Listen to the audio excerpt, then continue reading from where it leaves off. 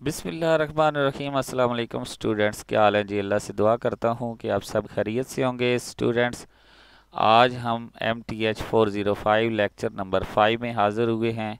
तो स्टूडेंट्स, अगर आप मेरे व्हाट्सएप ग्रुप में शामिल होना चाहते हैं तो डिस्क्रिप्शन में लिंक दिया गया है, वहाँ से आप ऐड हो सकते हैं।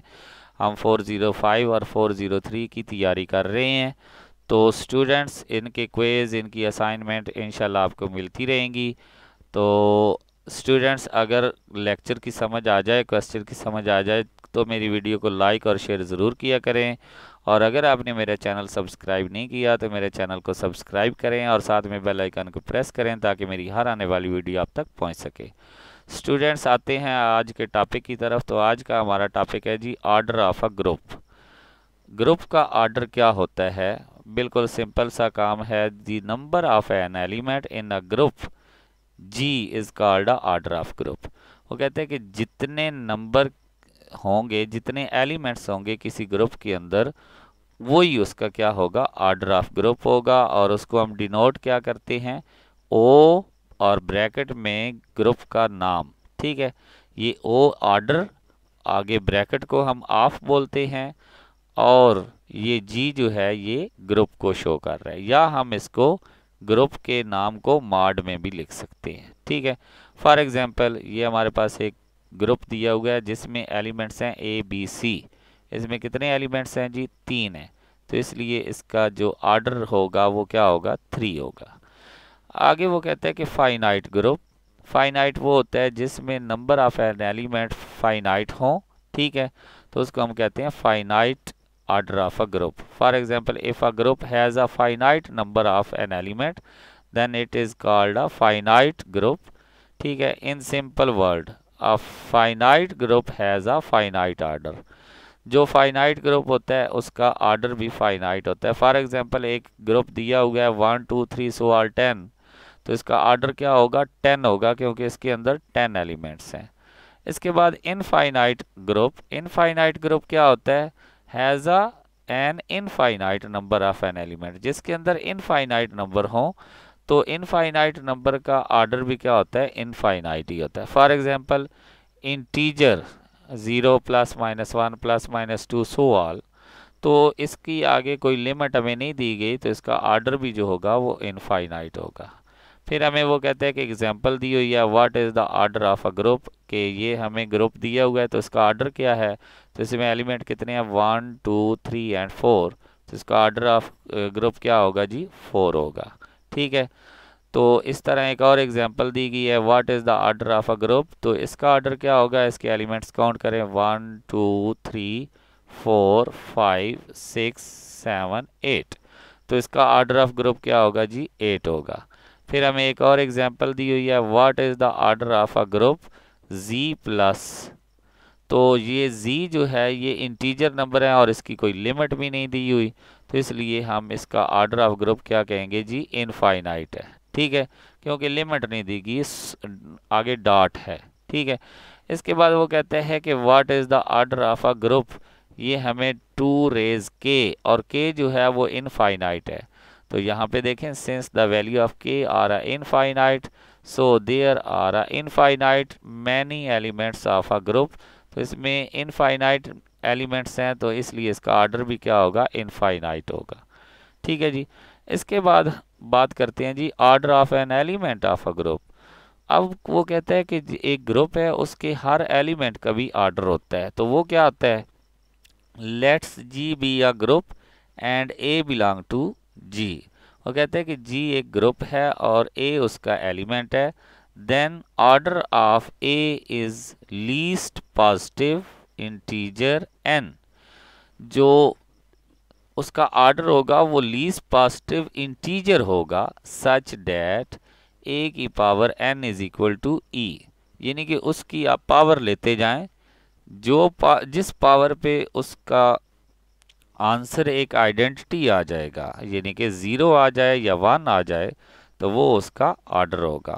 फॉर एग्जांपल, ये हमें ग्रुप दिया गया है 1 एंड -1, तो 1 की पावर 1 लेंगे तो आपके पास आंसर 1 आएगा।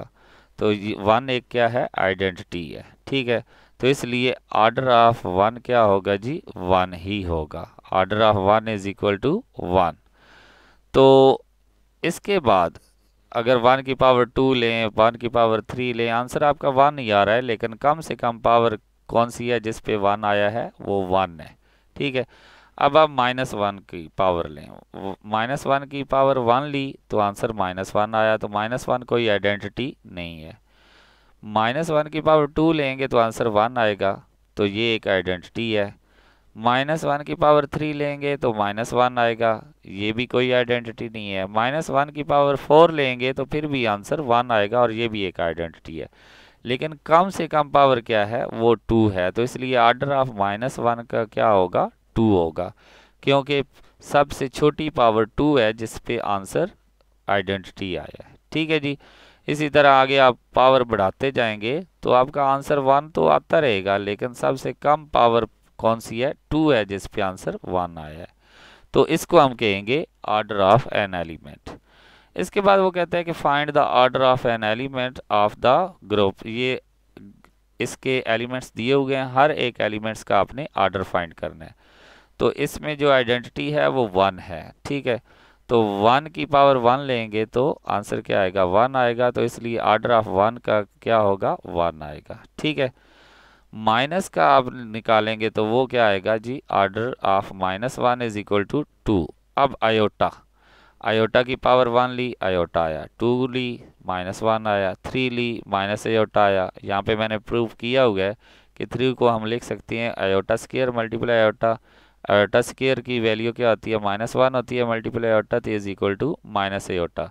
तो इसलिए आयोटा की पावर 3 लें तो माइनस आयोटा आता है। आयोटा की पावर 4 लें तो आंसर क्या आता है, +1 आता है। कैसे, आयोटा 4 को हम iota square multiply iota square, iota square की वैल्यू -1 इज इक्वल टू 1 आ जाएगा। तो इसलिए ऑर्डर ऑफ आयोटा क्या होगा, 4 होगा, क्योंकि पावर 4 पे आइडेंटिटी आई है। ठीक है जी। माइनस आयोटा की पावर लेते जाएंगे 1 2 3, तो हमारे पास आंसर क्या आ जाएगा, 4 पे आकर आंसर 1 आएगा, और इसको हम कहते हैं order of minus iota is equal to 4। एक और एग्जांपल लेते हैं, वो कहता है कि find the order of each element of a group.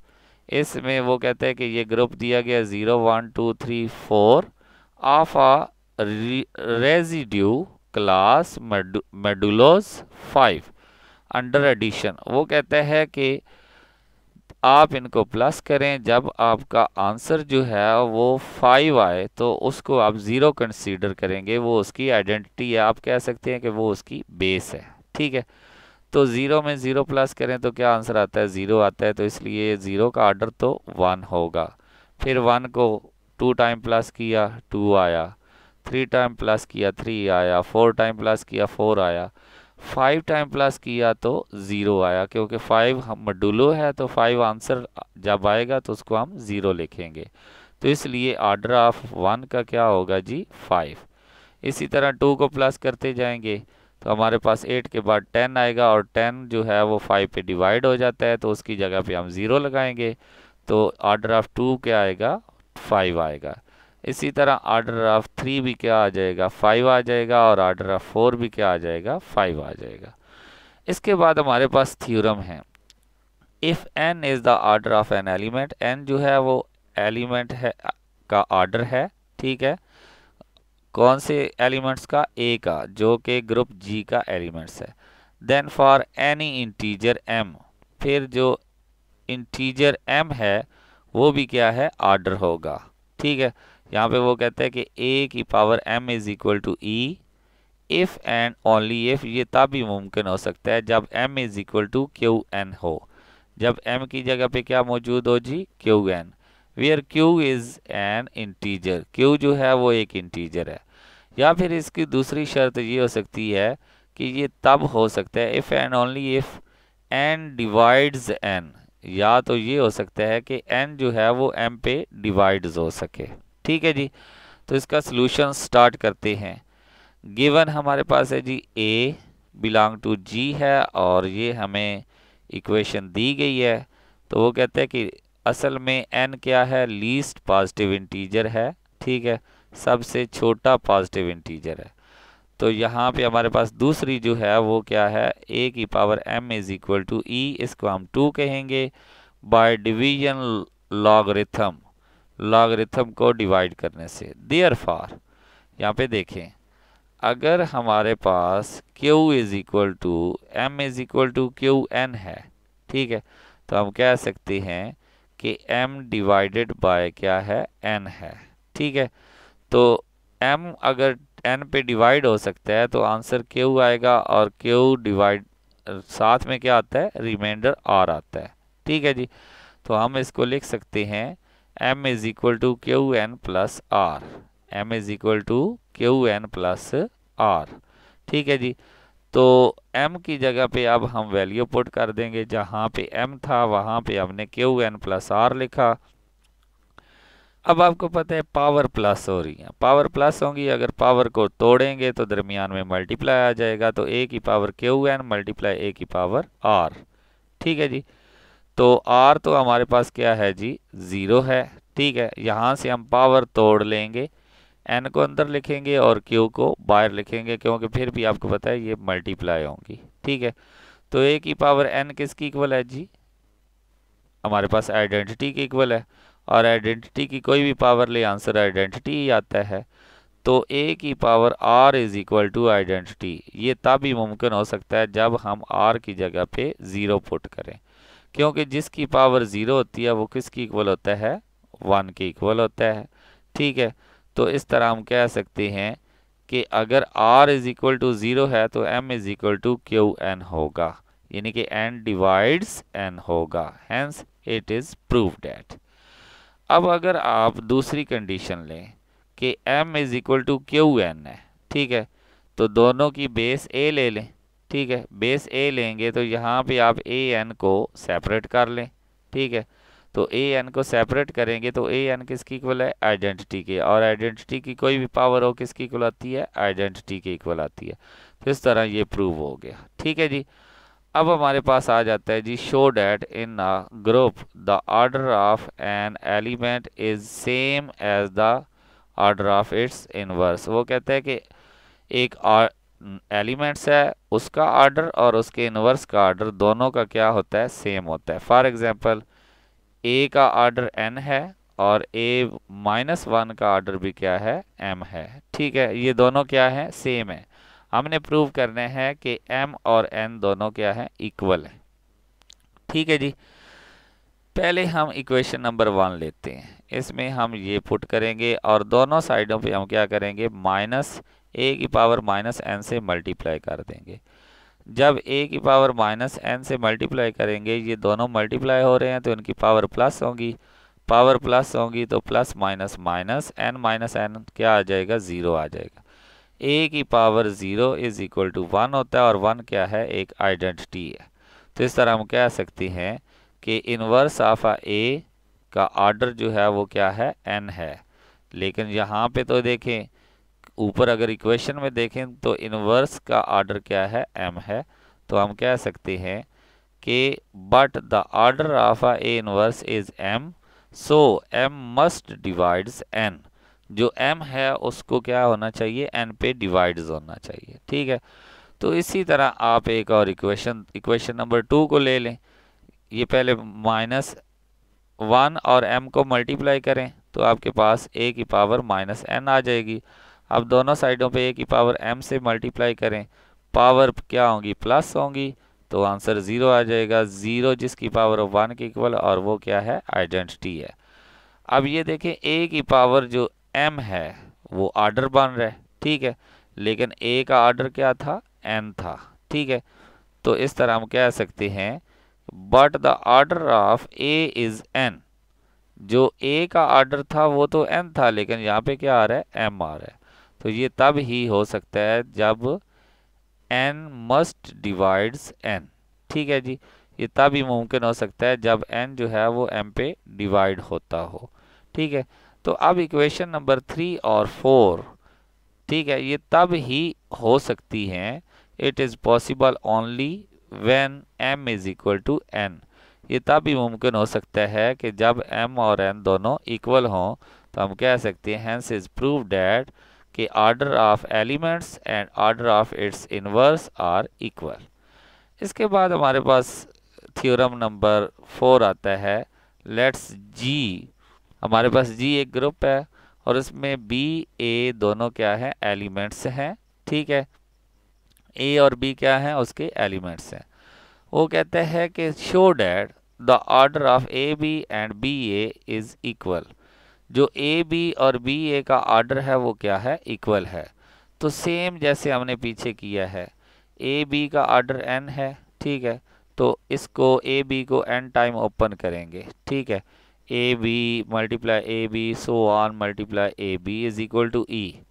यहाँ से आप क्या करें जी, एक ए को बाहर निकाल लें। तो पीछे मैं आपको बताता हूँ, यहाँ से इस ए को आप बाहर निकाल लें। इस बी को अब आपने क्या करना है, इस बी को आगे वाले ए के साथ मिला देना है और इस बी को इससे आगे वाले ए के साथ। तो चलते जाएंगे तो ये हमारे पास बी ए और आगे बी ए और ये वाला लास्ट वाला बी अकेला रह जाएगा। ठीक है, तो अब हम क्या करेंगे, दोनों साइडों पे ए इनवर्स से मल्टीप्लाई करेंगे। ठीक है जी, तो ये ए इनवर्स मल्टीप्लाई ए, ये क्या बन जाएगी, आइडेंटिटी। तो ये हमारे पास एक इक्वेशन बन जाएगी। यहाँ पे अब आप आकर राइट साइड पे ए से मल्टीप्लाई करें। तो राइट साइड पे जब ए से मल्टीप्लाई करेंगे तो ये दोनों एक ग्रुप बन जाएगा, ये भी बन जाएगा बी ए। तो ये देखें, ये सारे बी ए हैं, इनको क्लोज करें तो क्या बन जाएगा, बी ए होल पावर एन। ठीक है जी, तो लेकिन बी ए का ऑर्डर क्या था, वो तो एम था। ठीक है, ज़रा गौर करें बी ए का, but the order of b a is m. यहाँ पे देखें ना, बी ए का ऑर्डर क्या था, एम था, लेकिन यहाँ पे हमारे पास क्या आया, एन आया। ये तब भी हो सकता है जब एम मस्ट डिवाइड्स एन। तो ये इक्वेशन नंबर ए कह देते हैं। अब सेम इसी तरह हम इसको ओपन करेंगे एम टाइम और यहाँ से हम बी ए निकाल लेंगे और अब इस ए को इस बी के साथ मिला देंगे और इस ए को अगले बी के साथ। तो इस तरह हमारे पास ये ए बी बन जाएगा। फिर हम बी इनवर्स से मल्टीप्लाई करेंगे दोनों साइडों पे, तो ये आइडेंटिटी बन जाएगी। ठीक है, और इधर आ जाएगा बी इनवर्स। ठीक है, अब हम क्या करेंगे जी, बी से मल्टीप्लाई करेंगे। बी से मल्टीप्लाई करेंगे तो ये बी इनवर्स और बी क्या हो जाएगा, आइडेंटिटी हो जाएगी और इसको हम क्लोज करेंगे तो a b whole power m बन जाएगी। ठीक है, तो ये भी ए बी का ऑर्डर क्या था, एन था। यहाँ पे गौर करें, ए बी का ऑर्डर क्या था, एन था, लेकिन यहाँ हमारे पास क्या आ रहा है, ए बी का ऑर्डर क्या आ रहा है, एम आ रहा है। ठीक है, तो ये तब ही पॉसिबल हो सकता है जब एन मस्ट डिवाइड्स एम हो। ठीक है, तो अगर हम ए और बी दोनों को देखें तो हम कह सकते हैं कि m is equal to n है, यानी कि order of a b is equal to order of b a. ठीक है, तो ये प्रूव हुआ order of a b is equal to order of b a. इसी के साथ हमारा ये लेक्चर ख़त्म हुआ। इंशाल्लाह नेक्स्ट वीडियो में हम लेक्चर नंबर 6 लेकर आएंगे। तब तक के लिए इजाज़त दें, अल्लाह हाफिज़।